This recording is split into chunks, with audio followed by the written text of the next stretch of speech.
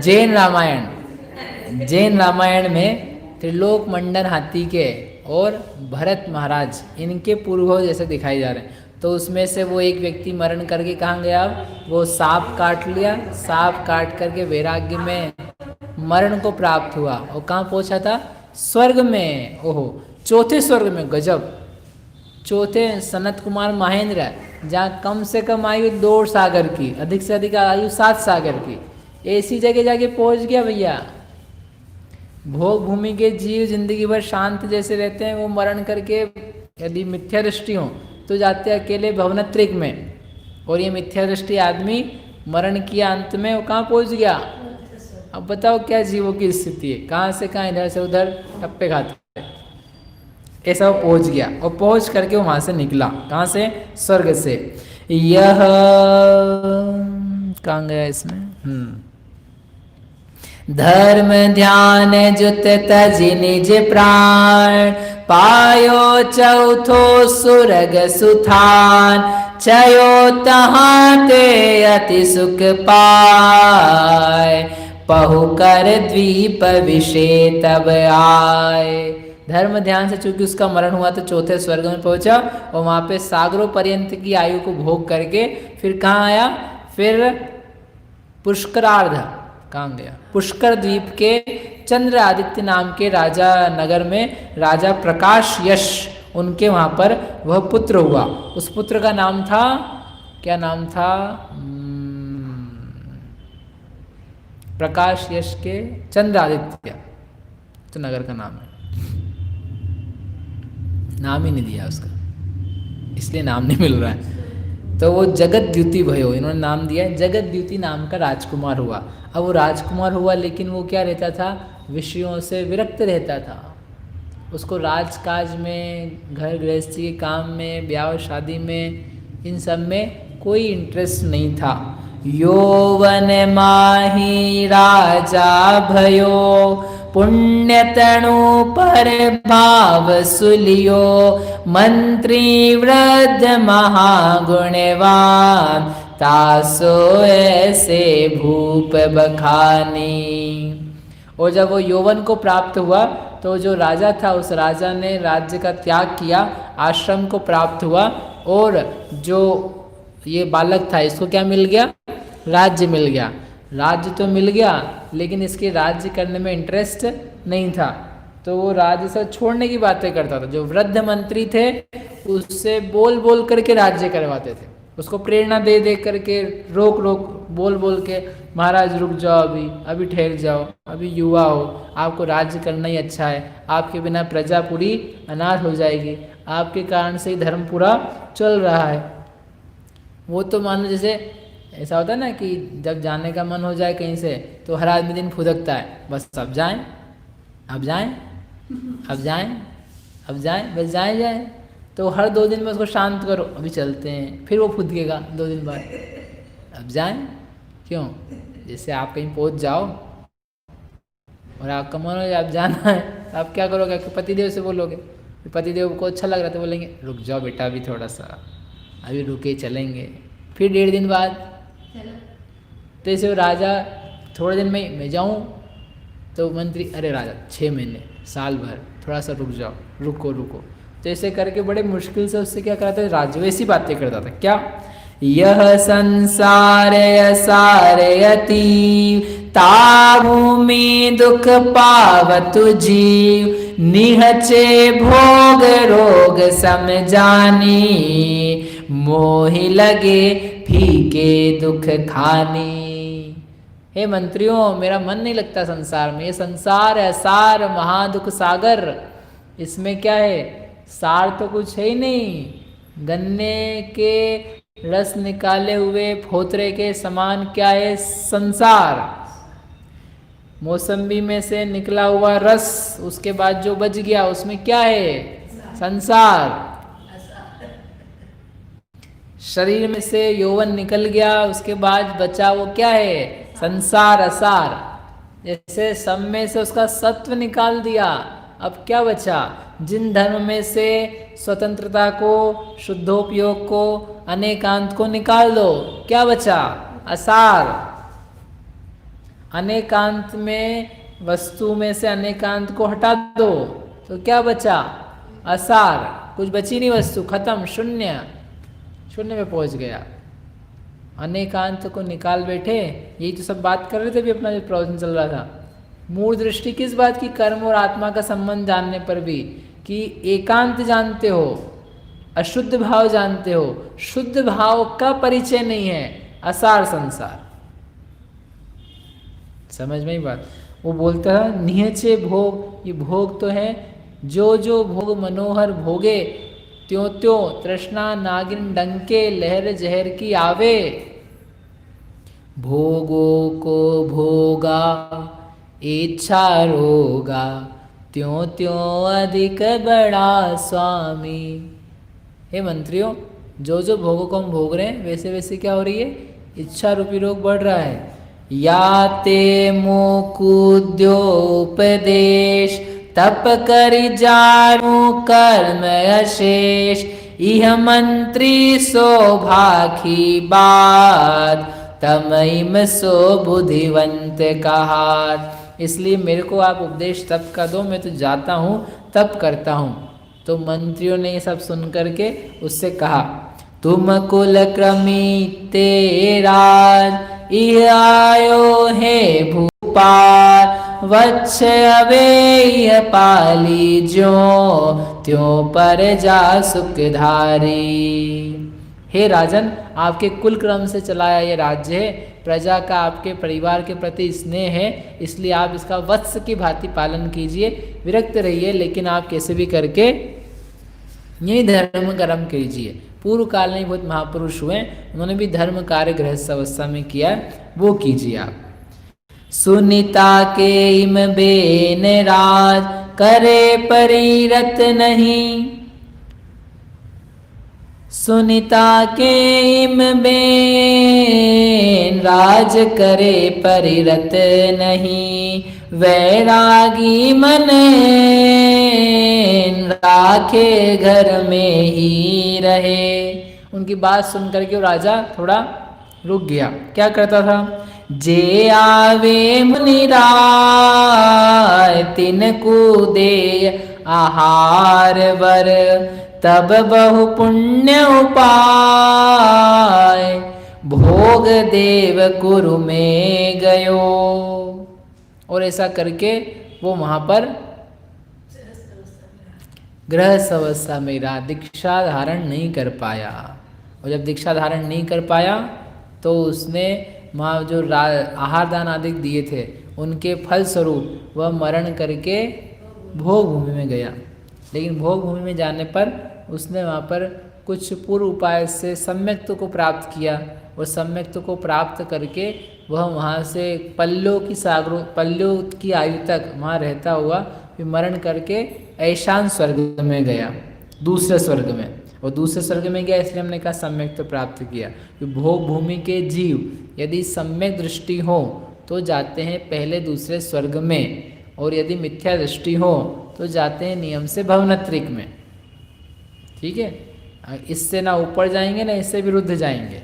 सम्यक दृष्टि होगा तो भवनत्रिक में जा नहीं सकता है, मिथ्या दृष्टि होगा तो शोधन विषान में जा नहीं सकता है। यही दो ऑप्शन है वहाँ से जाने के। तो चूंकि यहाँ दिया है वह ईशान स्वर्ग में गया, तो इसका मतलब यहाँ पर उसने सम्यक तो प्राप्त किया होगा, ऐसा अपन जानते हैं। और वहाँ पहुँचा, दूजा स्वर्ग मझारी जाय, महासुख भोगी के। चयो तबे सुरसार, आयो जम्बू द्वीप में। और वहाँ से 2 पल्लों तक, 2 सागरों तक वहाँ पर भोगता रहा, और वहाँ से निकला, और निकल करके जम्बू द्वीप में वह उत्पन्न हुआ। पश्चिम विदेह क्षेत्र में अचल चक्रवर्ती का वह पुत्र हुआ। कौन? वही हिरण का जीव, वही वैश्य का पुत्र, वही राजा। देखो आप बढ़ता हुआ कहाँ से कहाँ जीव पहुँचता जा रहा है, और पहुँच करके अब आज क्या है? चक्रवर्ती का पुत्र। और इतना ध्यान रखना, चक्रवर्ती जितने होते हैं सब जैनी होते हैं। नारायण, प्रतिनारायण, बलभद्र सब जैनी होते हैं। फिर वो जैनी होकर के विपरीत कोई कार्य करे, पाप के कार्य करे वो अलग विषय है, लेकिन जब होगा तो जैनी होगा। जैनी मतलब जैन धर्म का मानने वाला। तो वो चक्रवर्ती के घर में पैदा हुआ, अभी भी दूसरे भाव हो गया, उसका दीक्षा नहीं ले पाया।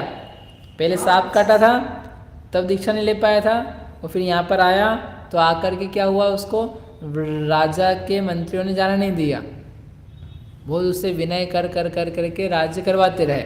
ऐसे 2 भाव हो गए, अभी तीसरा टाइम है। अब क्या बना हुआ, चक्रवर्ती का पुत्र। अब तो ठीक ठाक हो जाएगा। क्या हुआ यहाँ पर, पश्चिम सार विदेह मझारी, रत्नशालपुर जानो सार, बलनामा चक्री जी जानी, भंभाराणी बहुगुण खानी। पश्चिम विदेह में चक्रवर्ती था बल नाम का, और उसके रत्ना नाम की रानी थी, उनके वो पुत्र हुआ। उस पुत्र का नाम था अभिराम। क्या नाम था, अभिराम। सुंदर, जैसा उसका नाम था वैसे उसके गुण थे, वैसे वो सब लोगों को प्रिय था। सब लोगों के लिए मानो मृग के नयनों के समान, जैसे बाल मृग होते हैं उनके नयन और भी अतिशय प्रिय होते हैं, वैसे सभी लोगों के लिए वह बहुत प्रिय था। पूर्व पुण्य के कारण से सुभग नाम कर्म का उसके अतिशय उदय था। सो वैराग्यवंत अधिकार, तब मलखि सुत कुभूपाल। और लेकिन यहाँ पर भी वो क्या था, महावैराग्य से सही था, और दीक्षा धारण करने के लिए उसका मन उद्यत था कि बस हफ्ते में वो दीक्षा धारण करनी। जैसे ही वह प्रबोध को प्राप्त हुआ, यानी वयस्क हुआ, तो वो वैराग्य सिद्ध होकर के पूर्व के संस्कार से कि दीक्षा लेनी है, दीक्षा लेनी है, दीक्षा लेनी है, दीक्षा लेनी है, दीक्षा लेनी है, दीक्षा लेने के लिए बस अब दीक्षा ले। तो वैराग्य से युक्त था। पिताजी ने देखा, चक्रवर्ती ने, हमारा प्रिय पुत्र क्या है, दीक्षा के लिए वैराग्य से युक्त रहता है, क्या किया जाए। क्या करेंगे माता पिता, कर दो इसका ब्याह कर दो। ब्याह कियो हटते सुत तणा, संख्या सहस 3 कवि भणा, निज नार्याजुत रमत कुमार, जल माही जो पदम विचार। वह वैराग्य से युक्त था, लेकिन उसके पिताजी ने जबरदस्ती क्या कर दिया, उसका विवाह 1 2 3 से नहीं। कितने सुनील भैया, खुश मत हो ज्यादा, 3000। लड़कियों का विवाह नहीं होता था शायद जबरदस्ती, लड़कों का विवाह होता था जबरदस्ती। करना चाहता नहीं है, करना पड़ेगा। पिता के अनुरोध से, पिता की जबरदस्ती से, पिता ने बलपूर्वक क्या करा दिया, मानो उसका विवाह करा दिया। 3000 लड़कियां उसकी एक एक करके समझ लो उसकी शादियां हो गई इतनी सारी। तो अब तो रम जाएगा नहीं रम जाएगा।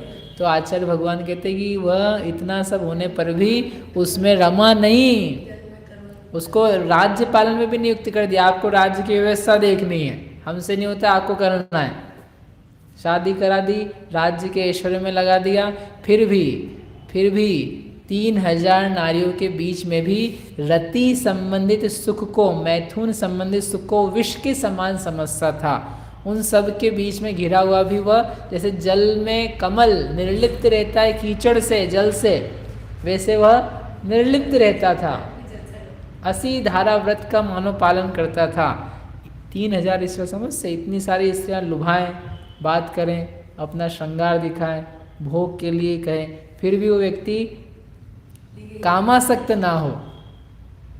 कितनी उत्कृष्ट बड़ी बात। और वो शांत चित्त रह करके केवल मुनि व्रत धारण करने के लिए उत्कंठित रहता था, लेकिन पिताजी की परतंत्रता के कारण से प्राप्त नहीं कर पाता। पिताजी उसको आज्ञा नहीं देते थे, वो उनसे बंधा हुआ रहता था।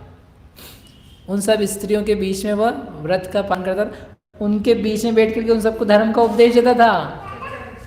वो जितनी स्त्रियां थी उनको क्या बोलता था, धर्म का उपदेश। क्या धर्म का उपदेश, घर ही माही तपस्या करी, घर में तपस्या करने वाला कि अरे स्त्रियों, यह जो मनुष्य भाव मिला है, यह मनुष्य भाव हमें कल्याण के लिए प्राप्त हुआ है। इस मनुष्य भाव को विषयासक्त होकर के काम भोग में 5 इंद्रिय के विषय में निकाल देना, मतलब ऐसा है कि अपने आप को कुएं में गिराना। अरे अपने आप को कुएं में कौन गिराता है? क्यों जी? सुन लो भैया, इधर कुआं है अपने यहाँ, कल सुबह आपके लिए काम है। क्या काम है? कूद जाओ उसमें। अरे भैया कैसी बातें करते हो आप? जानबूझ करके विष कौन खाना चाहता है? कौन मनुष्य पहाड़ की चोटी से गिरना चाहता है? कौन मनुष्य रत्न पाने की इच्छा से नाग के मस्तक की मणि को छूता है? आपको पैसा चाहिए, धन चाहिए? मैं आपको उपाय बताता हूँ, बहुत सुंदर उपाय। एक नाग है अपने मंदिर में, उसके सिर पर मणि है, मणि। क्या है वो? मणिधारी सर्प है। सुनील भैया, तो आपको क्या कर सकते हो? वो मणिधारी सर्प के सिर पे रखी हुई मणि को खींच लाओ और धन से आप लबालब हो जाओगे। अब वो आप समझ लो क्या करेगा। ऐसे मणिधर सांप की मणि के ऊपर हाथ कौन डालता है? कौन जहर का पान करता है? अरे अरे रानियों, ये मनुष्य भव को पाके विषयासक्त कौन मूर्ख मनुष्य होगा? इसलिए पाप में नहीं लगना, भोग में नहीं लगना। अपन उत्तम व्रत का पालन करें, उत्तम श्रेष्ठ चर्या का पालन करें। ये जिंदगी जो है ये भोगों के लिए नहीं है, भोग नष्ट करने के लिए मिली है। ऐसे वह बहुत उत्तम तरीके से धर्म का उपदेश देता था। उसकी बातें सुन करके वे स्त्रियां भी शांत हो गई थी। शांत हो गई थी मतलब उनको विषयों से उनको भी किंचित किंचित विरक्ति हो गई थी।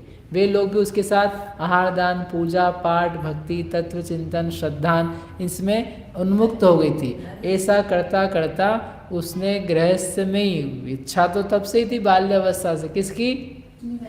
मुनि बनने की, लेकिन फिर भी अभी तक वो मुनि नहीं बन पाया। और ऐसे घर ही माही तपस्या करी, 60 सहस्र वर्षा मन धरी। 60,000 साल तक वो घर में रहा। 60,000 साल। और इन सालों के बीच में उपवास, अवमोदर्य, वृत्ति परिसंख्यान, जो जो चर्या तप की, संयम की, दान की वो थी, वो सब की सब उसने करी। कांजी को करी के सुआहार, मरि ब्रह्मोत्तर सुरग मजार। और इस भाव में भी दीक्षा धारण नहीं कर पाए। अभी भी वो दीक्षा धारण नहीं, लेकिन अंत समय में उसने समाधि मरण किया। समाधि मरण को प्राप्त करके कांजी आदि का हर क्रमशः, जैसा आगे में बताया, उसका त्याग करता हुआ, कषाय को क्रश करता हुआ सम्यक्त पूर्वक कहाँ पहुंच गया? ब्रह्म स्वर्ग में। 5वां जो ब्रह्म नाम का स्वर्ग है वो ब्रह्म स्वर्ग में उत्पन्न हो गया। देव होय भोगत बहु भोग, इह सब जानो पुण्य संयोग। इह तो तिष्ठतु है सुरथानी, आगे और सुनो शुभ खानी। और इस प्रकार से 64,000 यहाँ 64 दिया, 64,000 सालों तक वह धर्म ध्यान को धारण करता हुआ अंत में समाधि मरण से स्वर्ग में पहुंचा। और वो स्वर्ग में अपना समय बिता रहा है 5वें ब्रह्म स्वर्ग में। और जब ये समय बीत रहा है, अब इसी के साथ में जो दूसरा भाई था, जो रमण विनोद का जीव था, जो पहले क्या बन गया था? हिरण था। हिरण से कहीं फिर वैश्य बना, वैश्य से फिर वो क्या हुआ तो बताया नहीं ना उसके बाद। तो अब वो बच गया, उसको बताएंगे। अब इसको छोड़ देना, ये एक की कहानी पूरी हो गई। कौन है ये नहीं बताया अभी, कौन है ये? त्रिलोक मंडन है कि रामचंद्र जी है? कौन है ये नहीं बता रहे, लेकिन ये एक व्यक्ति है। एक व्यक्ति ऐसा घूमता घूमता घूमता कहाँ छोड़ दिया उसको अपन ने? 5वें सर्ग में। अब दूसरे की बात कर रहे हैं, क्या होगा उसके साथ और ये कौन उतर के नीचे ज़मीन पे क्या बनेगा, इन सब की चर्चा अपन कल देखेंगे। लेकिन देखो कैसे कैसे विचित्र स्थितियाँ बनती है। दीक्षा के इतने उत्कट भाव, इतने भाव 3-4 बार हो चुका, फिर भी समय उसका चला जाता। मतलब वही दिखेगा आपको, संस्कार संस्कार इतने, केवल एक ही भाव का नहीं, अनेकों भावों के संस्कार। इसलिए संस्कार डालो भले, संस्कार डालो त्याग के, संस्कार डालो तत्व ज्ञान के, संस्कार डालो आत्म अनुभव के, संस्कार डालो वीतरागी देवशास गुरु के, संस्कार डालो संस्कार। अंतिम समय चल रहे हो तो भी संस्कार डालो। तब तो हम कह रहे थे जी से आई नहीं कि भी संस्कार डालो, पैसे छोड़ने के, पैसे छोड़ने के। 150 रुपये लग रहे, 150 नहीं लग रहे, 150 ही लग रहे हैं, जाने दो जाने दो जाने दो, छोड़ो। ये मत सोचो बहुत बहुत जा रहा है अपना तो नष्ट होता जा रहा धन, धन ने तो नष्ट ही करना है, धन नष्ट ही होता है, धन तुम्हारा नहीं होता है। अब तो अंत समय में आ रहे हो, अभी पकड़ पकड़ के रखोगे तो उस धन के तो संस्कार डाल रहे हो पूरा। धन छोड़ने का संस्कार डालो, धन को दांत से पकड़ने का संस्कार मत डालो। क्या माता जी, खर्चा करो, बांटो, दो, बांटो बांटो बांटो, बांटने के संस्कार डालो। ऐसा जान करके अपना जीवन मंगलमय बनाए, ऐसी मंगल भावना। को ज्ञान के प्रकाश वेको, आपा परवास वेको, वानुसी बखानी है। छहो द्रव्य जान वेको, बंद विधि भान वेको, सपर पिछान वेको, परम प्रमाणी है। अनुभव काय वेको, जीवन के जताए वेको, काहू न सताए वेको, भव्य उरयानी है। जहाँ तहाँ तार वेको, पार के उतार वेको, सुख विस्तार वेको, यही जिनवाणी है। हे जिनवाणी भारती, तोरि जपो दिन नैन, जो तेरा शरणागत सो पावे सुख चैन। जा वाणी के ज्ञान ते, सूझे लोकालो, सो वाणी मत सकल हो।